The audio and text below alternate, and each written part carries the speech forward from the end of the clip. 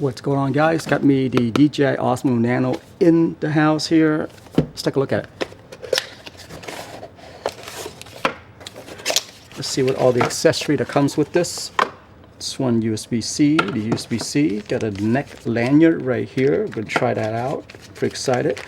Yeah, it's very interesting. It's just suction mount, and it has a DJI head mount on there. It's almost like a cage that attached to the top portion of it.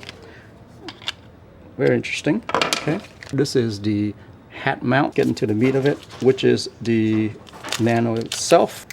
Got that screen right there. Screen is a bit tiny in my opinion.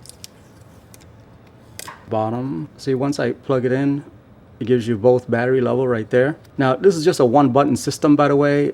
There's no other button around here other than the record button itself. So the record button serves as turning on and off, and also the record button as well. So I'm gonna go ahead and click on that. Like, I think the entire time this thing is on wireless connection. You think once you plug it in that it's some kind of HDMI or something like that that's talking to it, but it's not. It's just literally a wireless system the whole time. Yeah, I think the only thing that the pins is doing is actually transferring the footage and also charging the camera. Yeah, so far so good. I mean, it's pretty darn small. So last thing I want to do here is kind of let you guys see the differences between the Nano and my Action 5, which, by the way, I do have a bigger lens on there, the FOV lens. So this is how big it is here. Gonna turn this on. So as you can see, the screen is significantly bigger on the Action versus the Nano.